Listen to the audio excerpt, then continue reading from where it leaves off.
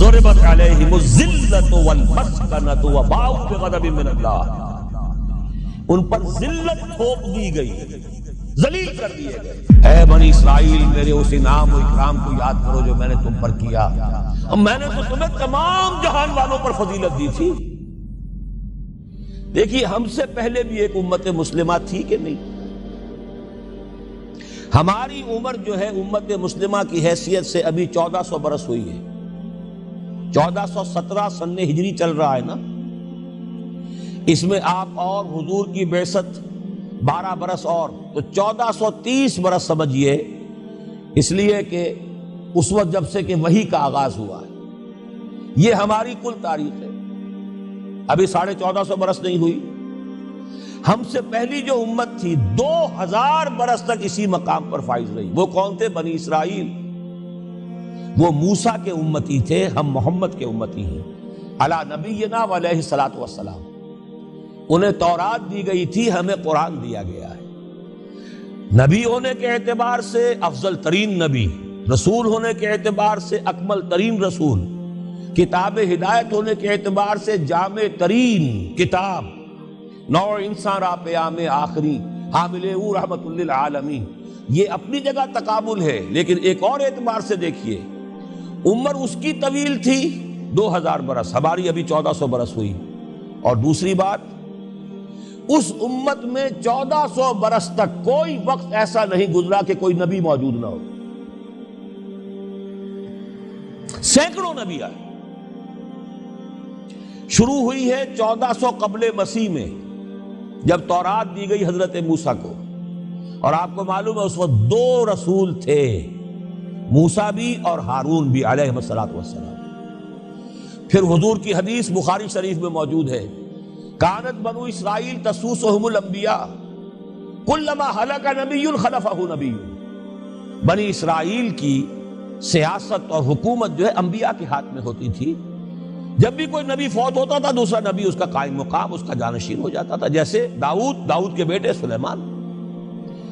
آخری جو نبی آئے ان کے ہاں وہ حضرت مسیح، اور ان کے ہم عصر حضرت یحییٰ علیہ الصلوۃ والسلام۔ تو یوں سمجھیے 2 سے شروع ہوا، 2 پر ختم ہوا، موسیٰ و ہارون، عیسیٰ و یحییٰ، درمیان میں 1400 برس، اور کوئی وقت ایسا نہیں ہے جب کہ کوئی نبی موجود ہو۔ کیسی امت تھی! اسی لیے میں نے آپ کو بتایا، قرآن مجید میں سورہ بقرہ میں 2 جگہ فرمایا ہے، یا بنی اسرائیل اذکروا نعمتی التی انعمت علیکم وانی فضلتکم علی العالمین۔ 6واں رکوع بھی شروع ہوتا ہے اسی آیت سے سورہ بقرہ کا، اور 15واں رکوع پھر شروع ہوتا ہے اسی آیت سے۔ اے بنی اسرائیل، میرے اس انعام و اکرام کو یاد کرو جو میں نے تم پر کیا، اور میں نے تو تمہیں تمام جہان والوں پر فضیلت دی تھی۔ لیکن وہی بنی اسرائیل، جب ان کا طرز عمل کیا ہوا، شریعت کو پس پش ڈال دیا، نبذ فریق من الذین اوتوا الکتاب کتاب اللہ وراء ظہورہم مثل الذین حملوا التوراۃ ثم لم یحملوها کمثل الحمار یحمل اسفارا۔ کتاب سے ناطا توڑ لیا، بس اس کو مقدس کتاب بنا کر رکھ دیا، نہ پڑھنا، نہ سمجھنا، نہ اس پر عمل کرنا، جیسے ہم کرتے ہیں۔ ایصال ثواب کی محفلوں میں کام آتا ہے، یا بچیوں کو وہ جہیز میں دینے کے کام آتا ہے، یا قرات کی محفلیں ہوتی ہیں، مقابلے ہوتے ہیں۔ اللہ اللہ خیر صدہ قرآن مجید سے ہمارا کیا سروکار رہ گیا ہے۔ بہایا تشترا کار جزی نیست کہ از یاسین او آسا بمیری۔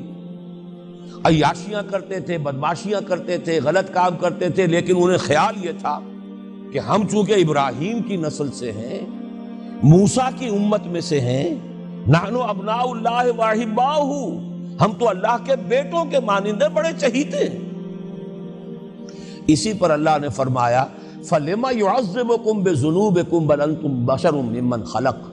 ایسے ہی تم چہیتے اور لاڈلے ہو تو اللہ تعالیٰ تمہیں عذاب کیوں دیتا رہا ہے؟ تمہیں نیبوکڈ نظر کے ہاتھوں پٹوایا 600 قبل مسیح میں، یوں سمجھیے تقریباً وسط میں آتا ہے یہ معاملہ۔ 1400 قبل مسیح میں تورات دی گئی، اور سمجھیے کہ ایک مسیحی میں حضرت مسیح آ رہی ہے 30 سن عیسوی میں، ان کے درمیان تقریباً وسط میں اشیریوں کے ہاتھوں پٹوایا، اور اب بابلیوں کے ہاتھوں پٹوایا. بخت نصر جس کو کہتے ہیں، نیبوکڈ نظر، 6 لاکھ یہودی اس نے قتل کیے یروشلم میں. 6 لاکھ کو قیدی بنا کر لے گیا. ہیکل سلیمانی گرا دیا گیا جو کہ ان کا کعبے کے درجے میں تھا. اور یہ کہ کوئی ایک متنفس نہیں بچا یروشلم میں، کوئی 2 اینٹیں سلامت نہیں ہوئی. انہیں لے گیا بیبیلونیا میں، کیپٹیوٹی، پیریڈ آف کیپٹیوٹی. وہاں سے واپس آئے، توبہ کی انہوں نے، حضرت عزیر علیہ السلام کی دعوت توبہ جو ہے، توبہ کی منادی کے نتیجے میں، تو پھر اللہ نے انہیں ایک موقع اور دیا اور ان کی ایک بڑی عظیم سلطنت قائم ہوئی، مکابی سلطنت. اور پھر ٹیمپل جو ہے دوبارہ بنا. یہ جو سیکنڈ ٹیمپل کہلاتا ہے، دوسری تعمیر جو ہوئی ہیکل سلیمانی کی، اس کو بھی پھر دوبارہ جب ان کے ہاں وہی لچھن آئے، میں تجھ کو بتاتا ہوں تقدیر امم کیا ہے، شمشیر و ثنا اول، طاؤس و رباب آخر. جب وہی لچھن ہو گئے، پھر عذاب کے کوڑے پڑے، پہلے گریکس کے ذریعے، یونانیوں کے ذریعے، پھر رومنز کے ذریعے، اور سن 70 عیسوی میں وہ دوسرا ہیکل سلیمانی بھی مسمار کر دیا گیا اور انہیں فلسطین سے نکالا دے دیا گیا. نکل جاؤ یہاں سے. تقریباً یوں سمجھئے کہ 1917 تک، سن 70 سے 1917 تک کتنے ہو گئے؟ 1850 برس ہو گئے تقریباً. 1850 برس یہ لوگ پھر فلسطین میں داخل نہیں ہو سکے. اور وہ ہیکل سلیمانی آج تک بھی پڑا ہوا ہے منہدم، سوائے اس کی ایک دیوار کے جسے یہ ویلنگ وال کہتے ہیں. وہاں جاتے ہیں، رو دھو کر آ جاتے ہیں. اب تو خیر ان کا قبضہ ہے، جانا آنے کا سوال نہیں رہا، ورنہ 1967 سے پہلے بھی اجازت لے کر جاتے تھے، ماتم کر کے آ جاتے تھے.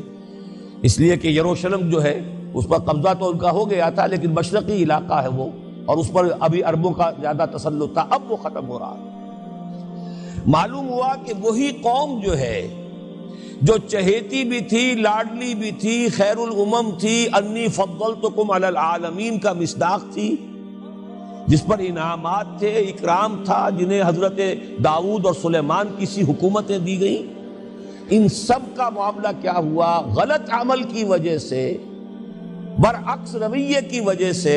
قرآن مجید ہی میں 2 جگہ ہے تھوڑے سے لفظی فرق کے ساتھ، ضربت علیہم الذلۃ والمسکنۃ وباؤوا بغضب من اللہ. ان پر ذلت تھوپ دی گئی، ذلیل کر دیے گئے. 1850 برس تک، پہلے 150 برس تک کیپٹیوٹی میں رہے تھے، اب 1850 برس تک جسے یہ ڈائسپورا کہتے ہیں اس میں رہے. روتے تھے، یاد کرتے تھے اپنی فلسطین کی سرزمین کو کہ ہم وہاں سے نکالے گئے ہیں. وہ بھی حضرت عمر نے اجازت دی تھی جا کر، جبکہ یروشلم جو ہے ہینڈ اوور کیا ہے وہاں کے عیسائیوں نے، حضرت عمر کے حوالے کیا ہے رضی اللہ تعالی عنہ، تو حضرت عمر نے انہیں آ کر زیارت کرنے کی اجازت دی، ورنہ زیارت کی اجازت بھی نہیں تھی. عیسائیوں نے روکا ہوا تھا، نو جیو کوڈ انٹر جیروشلم. اور وہ جو معاہدہ کیا تھا عیسائیوں نے حضرت عمر سے، یہ ان کی طرف سے شرط تھی کہ آپ یہاں یہودیوں کو آباد ہونے کی اجازت نہیں دیں گے، لیکن کم اینڈ وزٹ، آئیں زیارت کریں اور جائیں، لیکن یہاں آباد نہیں ہوں گے. یہ قوم جو اونچی تھی، بڑی تھی، فضلتکم علی العالمین تھی، لیکن وہی قوم ضربت علیہم الذلۃ والمسکنۃ وباؤوا بغضب من اللہ، اللہ کے غضب کو لے کر لوٹے. یہ ہے اصل میں وہی معاملہ جو آج ہمارے ساتھ ہے. اللہ کا قانون تو غیر جانبدار ہے.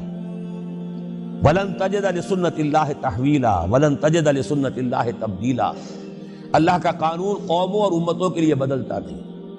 وہی صورت ہے، ہمیں بھی کہا گیا کنتم خیر امت اخرجت للناس، تم بہترین امت ہو جسے دنیا والوں کے لیے نکالا گیا ہے. تمہارا کام کیا ہے؟ ہم تو جیتے ہیں کہ دنیا میں تیرا نام رہے، کہیں ممکن ہے کہ ساقی نہ رہے، جام رہے.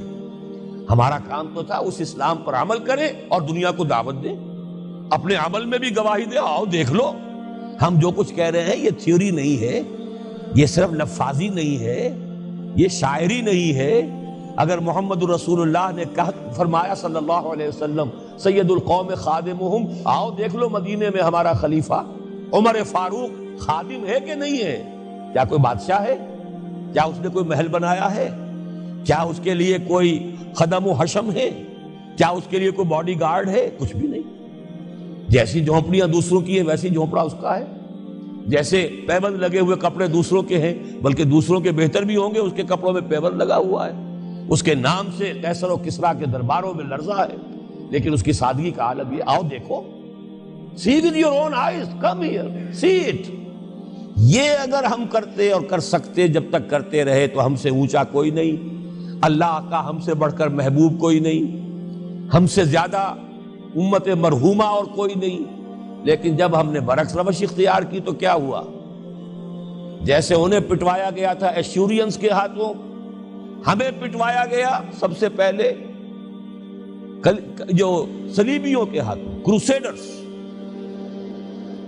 کئی لاکھ مسلمان قتل ہوا کروسیڈز کے اندر۔ جب پہلی مرتبہ عیسائیوں نے قبضہ کیا یروشلم پر، تقریباً 90 برس 88 برس عیسائیوں کے قبضے میں رہا ہے، اب وہ دوبارہ چلا گیا یہودیوں کے قبضے میں۔ اس وقت جو ہے اتنا قتل عام ہوا تھا عربوں کا اور مسلمانوں کا یروشلم میں کہ جب فاتحین کے گھوڑے داخل ہوئے ہیں شہر کے اندر تو گلیوں کے اندر ان کے گھٹنوں تک خون کی نہر بہہ رہی تھی۔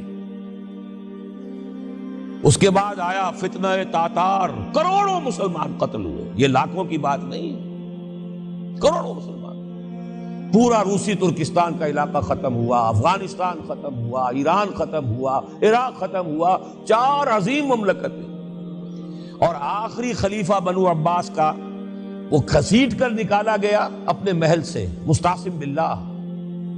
ویسے تو نسلاً تو حضور کے چچا کی نسل سے تھا، عباسی تھا، حضرت عباس رضی اللہ تعالی عنہ کی نسل سے ہے، مستعصم باللہ، لیکن اس کو گھسیٹ کر نکالا گیا ایک جانور کی کھال کے اندر لپیٹ کر، اور تاتاریوں نے اپنے گھوڑوں کے سموں تلے اسے کچل دیا۔ وہ دن اور آج کا دن پھر امت مسلمہ کی قیادت عربوں سے چھین لی گئی۔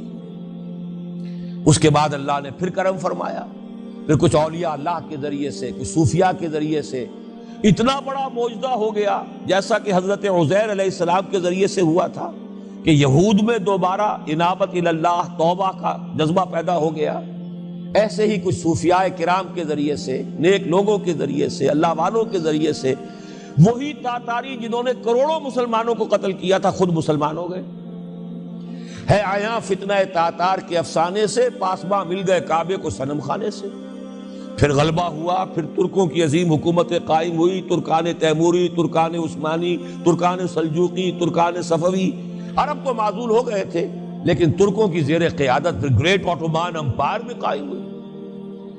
اس کے بعد پھر جب وہ ترکوں کے اندر بھی وہی بادشاہت، وہی عیاشیاں، وہی محل بن رہے ہیں، وہی جو ہے توپ کاپی محل جا کر دیکھ لیجئے، وہی عیاشیاں شروع ہو گئی، وہی عللے تللے ہو گئے، وہی ظلم شروع ہو گئے، تو پھر اللہ نے دوبارہ پھر ہمیں یورپی اقوام کے ہاتھوں ذلیل کیا، کہیں انگریزوں کے غلام، کہیں فرانسیسیوں کے غلام، کہیں اطالویوں کے غلام، کہیں ولندیزیوں کے غلام۔